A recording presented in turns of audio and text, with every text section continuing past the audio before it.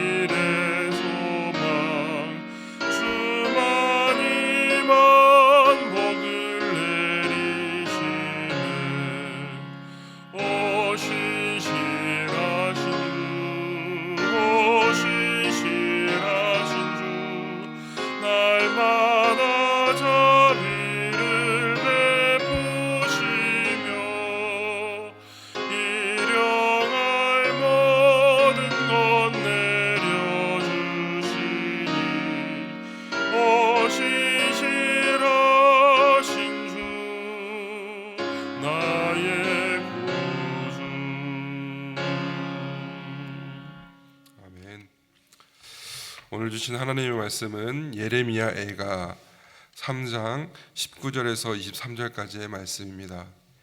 예레미야 애가 3장 19절에서 23절까지의 말씀입니다. 우리 함께 봉독하겠습니다. 내 고초와 고난 곧 쑥과 담즙을 기억하소서. 내 마음이 그것을 기억하고 내가 낙심이 되오나 이것을 내가 내 마음에 담아두었더니 그것이 오히려 나의 소망이 되었사옴은 여호와의 인자와 긍휼이 무궁하심으로 우리가 진멸되지 아니함이니이다. 그것들이 아침마다 새로우니 주의 성실하심이 크시도소이다. 아멘.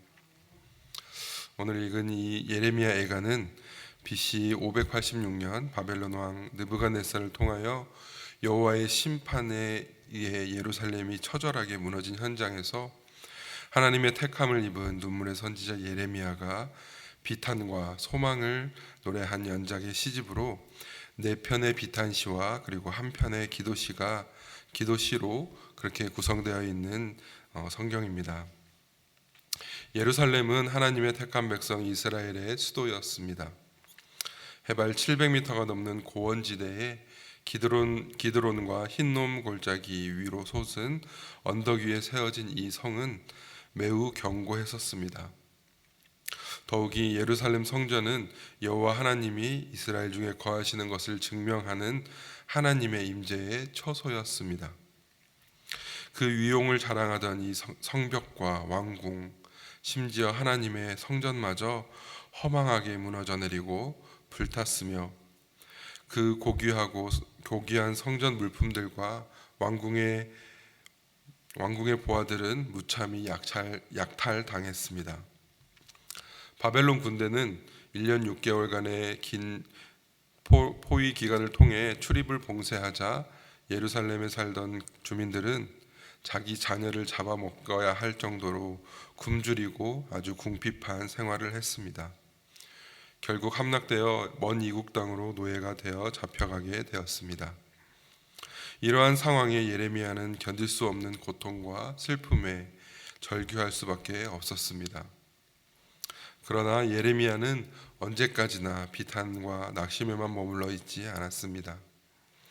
여호와의 약속에 근거한 믿음과 소망을 잃지 않고 여호와의 은혜로 이스라엘이 영원히 허망하게 사라지지 않고 마침내 영광과 축복을 다시 회복할 것이라는 복된 미래에 대한 믿음과 소망을 담대하게 선포하고 있는 것입니다. 오늘 봉독한 이 본문을 한마디로 요약을 하면 고난으로 인한 절망에서 소망으로 나아가는 그런 말씀인 것입니다. 예레미야는 고통스러운 상황을 피하지 않고 직시하고 기억하면서 마음에 담아둘 때 그것이 오히려 소망이 됨을 밝히고 있습니다.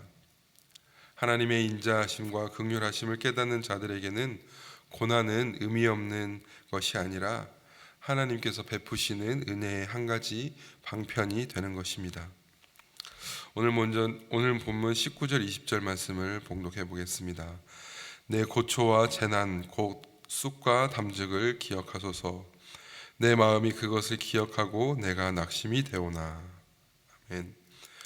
본문의 저자 예레미야는 고통이 얼마나 처절하며 고통스러운 것인지를 강조하기 위해 쓴맛을 지닌 쑥과 담즙이라는 말로 표현하고 있습니다. 이 말씀을 다른 말로 표현하면 독초와 쓸개라고 바꿀 수 있습니다. 그만큼 처절하고 처절한 고난과 재난 중에 있었기에 20절에서 예레미야는 내 마음이 그것을 기억하고 내가 낙심이 된다라고 표현하고 있는 것입니다. 하지만 여러분, 이것이 끝이 아닙니다. 왜냐하면 예레미야는 계속해서 21절을 통해 이렇게 고백하고 있는 것입니다. 이것을 내가 내 마음에 담아두었더니 그것이 오히려 나의 소망이 되었사오문. 아멘. 예레미야는 유다 백성이 당한 고통과 절망을 되새기며 그 밑바닥까지 내려갔을 때 오히려 소망을 발견할 수 있다고 이야기하고 있습니다. 그 이유는 무엇입니까? 그 이유는 바로 예레미야 본문 22절에 이렇게 설명하고 있습니다. 여호와의 인자와 긍휼이 무궁하심으로 우리가 진멸되지 아니함이니이다. 아멘. 여호와의 인자와 긍휼이 무궁하기에 우리에게는 소망이 있고 진멸되지 않을 것을 꼭 기억하시기 바랍니다. 사무엘하 7장 14절에서 16절을 보면 하나님께서 다윗에게 언약하실 때에 그의 후손이 범죄할 경우 인생의 채찍으로 징계하겠으나 내 집과 내 나라가 내 앞에서 영원히 보존되리라고 말씀하신 바로 그 언약에 기초한 인자와 긍휼인 것입니다. 그렇기 때문에 이사야 선지자도 유다 백성을 향해 예언할 때에 하나님의 남겨두심이 아니면 우리도 소돔과 고모라 같이 되었을 것이라고 말하며 남은 자를 통한 소망이 있음을 이야기하는 것입니다. 그리고 실제로 하나님께서는 유다 백성을 심판하신 후에도 다시 여호와긴의 머리를 들게 하는 것을 시작으로 남은 자들을 가나안으로 돌이켜 성전을 세우게 하셨고, 예수님께서도 넘어진 베드로를 일으켜 새로운 교회를 세우도록 하셨습니다. 옛 언약인 구약 속에 거하는 이스라엘 백성에게도 남은 소망이 있었을진데 그리스도를 통하여 실로 완전한 언약 가운데 거하는 신약 백성인 우리 성도들에게는 영원한 추락이란 결코 있을 수 없음을 기억하시기 바랍니다. 우리의 죄와 실수로 징계를 받아 어둠의 밑바닥으로 떨어질지라도 그로 인해 포기하지 말고 받은 언약을 기억하며 하나님의 자비와 긍휼을 통해 새롭게 일어나시기를 부탁드립니다. 오늘 이 본문 23절을 다시 한번 봉독하겠습니다.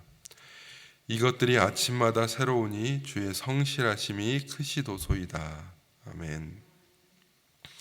여기서 말하는 이것들이란 22절의 여호와의 인자와 긍휼을 가리키는 말입니다.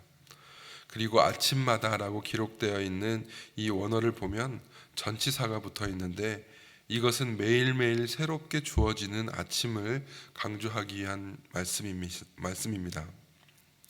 하나님의 인자와 긍휼은 한 번에 그치는 것이 아니고 아침마다 새로운 해가 뜨듯이 매일매일 더 새롭다는 것을 예레미야는 고백하고 있는 것입니다. 사랑하는 성도 여러분, 성실하심이 크신 하나님을 매일매일 묵상하면 우리에게는 어떠한 상황에서도 우리에게는 소망이 있음을 꼭 기억하시기 바랍니다.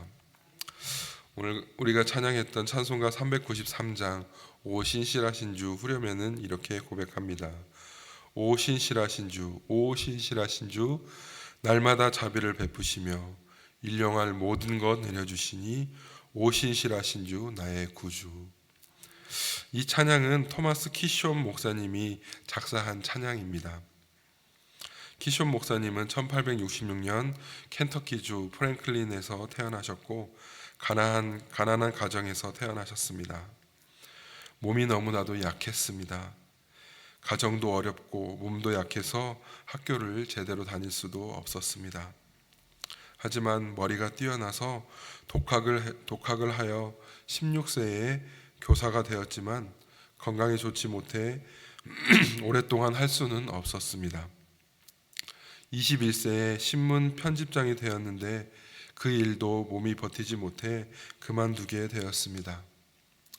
그는 27세의 부흥집회에서 주님을 영접하고 37세에 감리교 목사님이 되셨습니다. 그러나 건강이 좋지 못해 1년 만에 목회를 중단하고 인디애나주의 작은 시골에 내려가 보험회사 외판원으로 일하였습니다.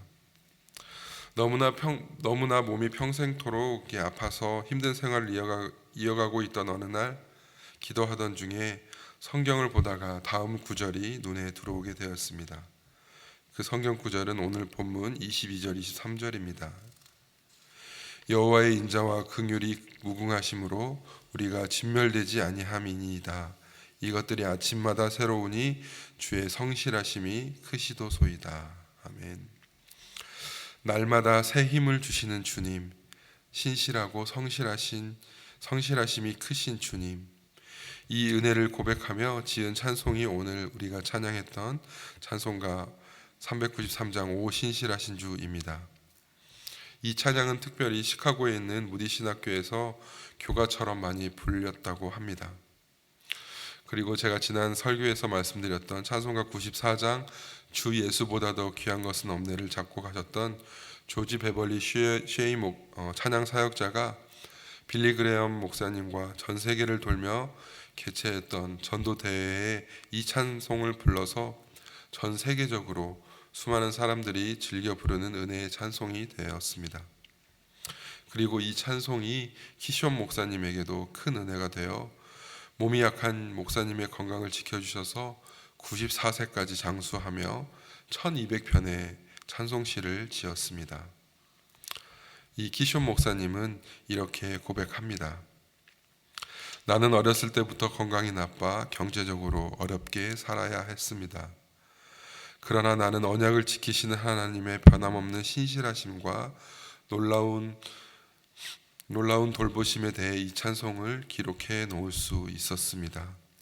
그렇기 때문에 나는 놀라운 감사로 늘 충만합니다. 이 귀한 이 목사님의 고백이 우리 모두의 고백이 되기를 소원합니다. 사랑하는 성도 여러분, 우리는 팬데믹이라는 어려운 과정을 지나가고 있습니다. 이 과정은 끝이 어떻게 될지 모르는 동굴이 아니라 끝이 있는 터널이라고 이야기합니다. 그리고 다행히도 이 끝이 조금은 보이는 것 같기도 합니다. 언약을 지키시고 변함없는 신실하신 하나님, 날마다 자비를 베푸시는 하나님, 우리의 필요한 모든 것을 내려주시는 하나님께서 오늘 이 하루도 새로운 은혜로 함께 하시기를 간절히 소원합니다. 함께 기도하겠습니다. 신실하신 아버지 하나님, 우리와 늘 함께 계시니 감사합니다. 오늘도 자비를 베풀어 주시고 일용한 모든 것을 우리에게 내려주실 것을 믿고 주님만을 의지하게 하여 주시옵소서. 오늘 이 하루도 새로운 은혜로 함께 하실 것을 믿으며 예수 그리스도의 이름으로 기도드립니다. 아멘. 하늘에 계신 우리 아버지여, 이름이 거룩히 여김을 받으시오며 나라의 마음하시며 뜻이 하늘에서 이룬 것 같이 땅에서도 이루어지이다. 오늘날 우리에게 일용할 양식을 주옵시고 우리가 우리에게 죄진 자를 사하여 준 것 같이 우리 죄를 사하여 주옵시고 우리를 시험에 들게 하지 마옵시고 다만 악에서 구하옵소서. 내게 나라와 권세와 영광의 아버지께 영원히 있사옵나이다. 아멘.